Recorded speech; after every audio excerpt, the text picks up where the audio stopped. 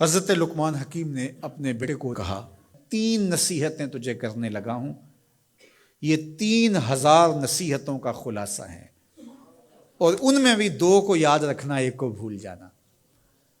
تو بیٹا ہمہ تنگوش ہو گیا، تو حضرت لقمان بولے جو نیکی کی ہے اس کو بھول جانا، جو نیکی کی ہے اس کو بھول جانا، اور موت کو اور اپنے رب کو یاد رکھنا۔ یہ میری ساری نصیحتوں کا خلاصہ ہے۔ جو نیکی کی ہے وہ بھول جانا، چاہے وہ کسی شخص کے ساتھ کی ہے، چاہے وہ نیکی عبادت کی صورت میں ہے، چاہے وہ ریاضت کی شکل میں ہے، خدمت انسانی ہے، کسی رشتہ دار کے ساتھ نیکی کی ہے، تو کہا بھول جانا جس طرح کی ہوئی نہیں ہے۔ حضرت معاذ بن جبل رضی اللہ تعالیٰ عنہ حضور کے روضہ انور کے سامنے بیٹھ کے رو رہے تھے۔ حضرت عمر گزرے تو پوچھا اے معاذ کیوں رو رہے ہو؟ کہا صاحب مزار کا ایک فرمان یاد آیا جس نے رلا دیا۔ کہا وہ کیا فرمان ہے؟ کہا ایک دن حضور نے کہا تھا ادنا سی ریا بھی شرک ہے، تھوڑی سی ریاکاری بھی شرک ہے۔ اللہ صرف اس عمل کو قبول کرتا ہے جو محض اس کے لیے کیا جائے۔ تو نیکی خالص اللہ کے لیے کریں گے تو قابل قبول ہے۔ اللہ تعالیٰ غیرت والا ہے، وہ کسی اور کو اپنے ساتھ شریک ہونا پسند نہیں کرتا۔ تو جب بھی نیکی کرو، یہ سلس دین ہے، انما الاعمال بالنیات۔ اس حدیث کو علماء نے کہا ہے تیسرا حصہ دین کا اس میں ہے کہ اعمال کا دار و مدار نیتوں پہ ہے۔ نیت کا خالص ہونا شرط ہے، ورنہ محنت بھی کی، سجدے بھی کیے، خیراتیں بھی کی، سب کچھ کیا، لیکن نامہ اعمال میں 0 کو ہوگا۔ کیتی کتری پئی کھو محمد تے سکہ بنیا زردہ۔ تو ریاء سے بچنے کی تلقین کی گئی۔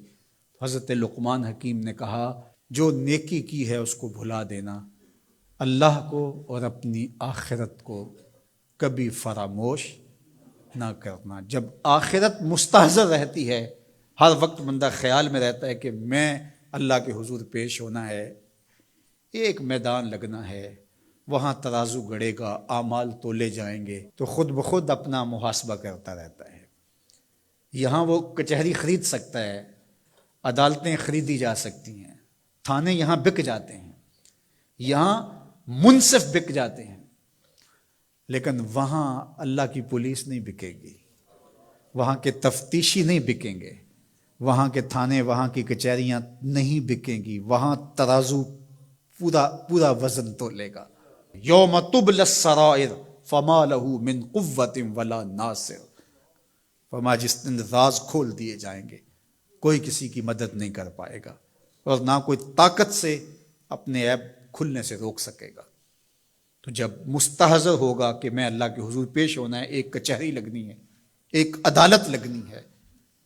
آج مکار آدمی، جھوٹا آدمی، خائن آدمی، بد کردار آدمی بچ کے نکل جاتا ہے، عدالتوں کو چکمے دے جاتے ہیں، لوگ عدالتیں خرید لیتے ہیں، دھمکا لیتے ہیں، سب کچھ ہو جاتا ہے اس دنیا میں۔